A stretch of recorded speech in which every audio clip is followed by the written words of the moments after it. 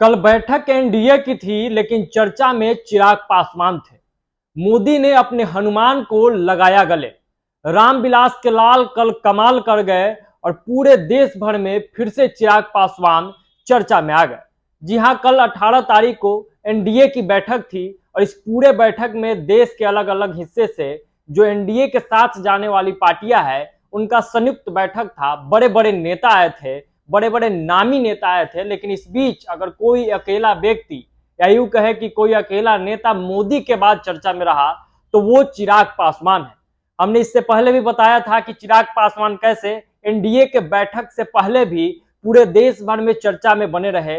अमित शाह से मिले, जेपी नड्डा से मिले, उसके बाद उनका पीसी हुआ और लगातार कहीं ना कहीं अलग अलग माध्यमों से वो पूरे दिन चर्चा में बने हुए थे। उसके बाद एनडीए का बैठक होता है। एनडीए के बैठक में क्या कुछ हुआ ये एक अलग मामला है, वहां से क्या कुछ खबरें निकल के आई वो एक अलग बात है। लेकिन आज हम बात कर रहे हैं कि किस तरीके से चिराग पासवान इस पूरे बैठक में और इस पूरे बैठक के बाद चर्चा के विषय बन गए। तो पूरा खबर आपको बताते हैं, वीडियो में अंत तक बने रहिएगा। तो 18 तारीख को एनडीए की बैठक थी और बैठक के दौरान जब पीएम मोदी लगातार अलग अलग नेताओं से मिल रहे थे, जो भी पार्टियां एनडीए में शामिल होने वाली है या शामिल हो गई, उनसे, उनके नेताओं से नरेंद्र मोदी एक एक करके मिल रहे थे। और इस बीच ऐसा लग रहा था, जो वीडियो फुटेज निकल के सामने आ रहा है, कि नरेंद्र मोदी खुद चिराग पासवान को ढूंढ रहे थे। और जब वरिष्ठ नेताओं से मिलने के बाद, जिसमें उपेंद्र कुशवाहा थे, उसके अलावा साउथ के कई बड़े नेता थे, जैसे ही चिराग पासवान पे नजर जाती है वो इशारा करते हैं और चिराग पासवान आगे आकर जैसे ही उनका पैर छूते हैं,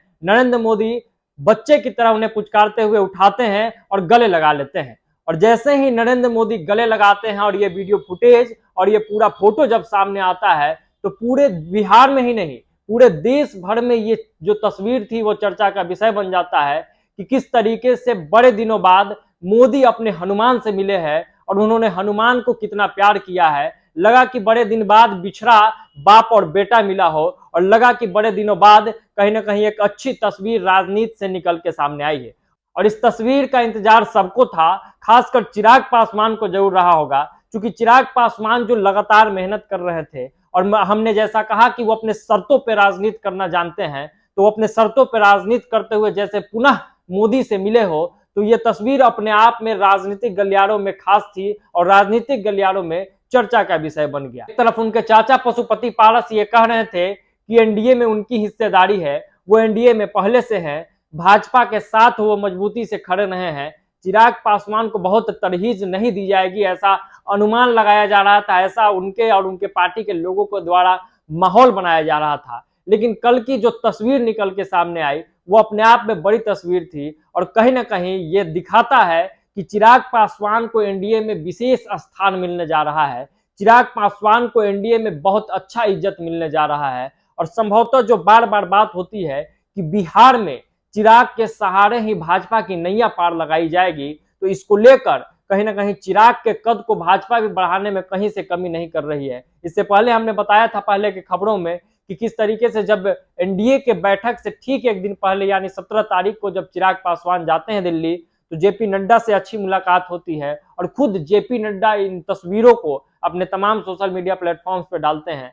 अमित शाह से मुलाकात होती है, अमित शाह भी इस तस्वीर को ट्वीट करते हैं और लिखते हैं कि चिराग पासवान से बिहार के राजनीति पर लंबी बातचीत हुई। तो इससे यह तय होता है कि भाजपा के जो बड़े नेता है, भाजपा के जो दिग्गज और आला नेता है, वो भी चिराग को वो सम्मान दे रहे हैं, वो इज्जत दे रहे हैं, ताकि बिहार के राजनीति में चिराग पासवान का कद बढ़ता रहे और बिहार की जो नैया है वो चिराग के सहारे पार लगाई जाए।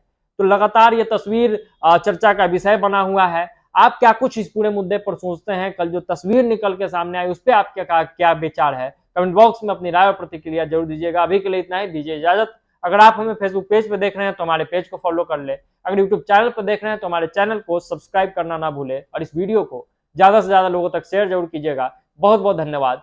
जय बिहार।